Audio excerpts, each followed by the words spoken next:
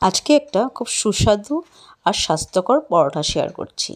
আর diabetic পেশেন্টের জন্য তো খুবই ভালো। হ্যালো এভরিওয়ান, আমি নৌমিতা। আমার নতুন একটি ভিডিওতে সবাইকে স্বাগত জানাই।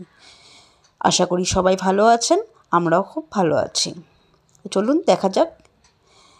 আজকে আমি নিয়ে নিয়েছি কিছু মেথি শাক, বেছে ধুয়ে ভালো করে নিয়ে নিয়েছি। এবার একটু কেটে নিচ্ছি, বেশি কুচো কুচোও করিনি, কিন্তু বড় বড় করেই কেটে নিচ্ছি। এবার এই মেথি শাকগুলো একটা পাত্রে নিয়ে নেব। এরপর একে একে সব মশলাগুলো দিয়ে দিব। এখানে আমি আদা আর একটা কাঁচা লঙ্কা কুচি করে নিয়েছি। এবার রেগুলার যে মশলাগুলো আছে, জিরে গুঁড়ো, ধনে গুঁড়ো, লঙ্কার গুঁড়ো আর একটু আজওয়াইন দিয়ে দিয়েছি। দিয়ে এবার আমি 3 কাপ মতো ময়দা নিয়ে নিয়েছি। আর একটু আমি রক সল্টও দিয়েছি। নর্মাল নুনের থেকে রক সল্টটা দিলে মনে হয় আমার বেশি ভালো লাগে। এবার ভালো করে শাকটা দিয়ে মেখে নেব। একটু শাকে একটু জল থাকে, তাই ধুয়ে ভালো করে ঝরিয়েই রেখেছিলাম, তাও তো একটু জল থেকে যায়, তাই ভালো করে আগে মিলিয়ে নিয়েছি মশলা দিয়ে, আটা দিয়ে সব কিছু। এবার আমি কিছুটা টক দই অল্প অল্প করে মিলিয়ে নিচ্ছি।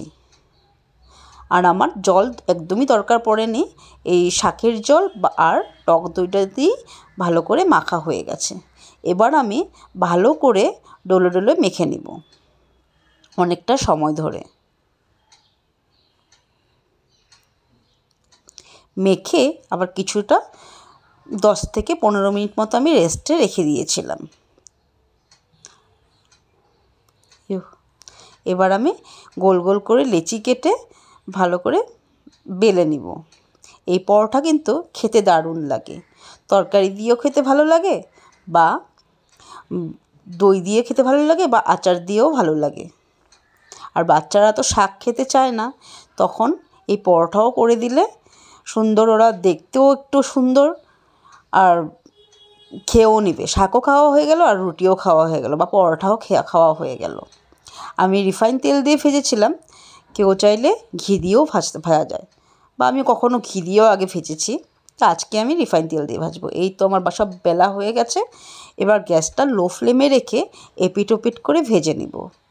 এটা কিন্তু বেশি ভাজলেও চলবে না, কেন কড়কড়া হয়ে গেলে ভালো লাগবে না, একদম সফট হতে লাগবে। আর এটা রেখে দিলেও পরের দিন খেলেও একদমই সফট থাকে, শক্ত হয়ই না। আর দই দিয়েছি, তার জন্য পরোটাটা অনেকটাই সফট থাকে। আমি হালকা তেল দিয়ে ভেজে নিয়েছি।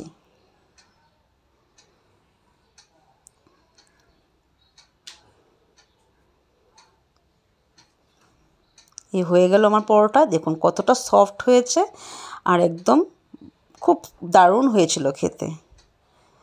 আজ এই পর্যন্তই। সবাই সুস্থ থাকুন, ভালো থাকুন। দেখা হবে আবার পরের ভিডিওতে। Thank you.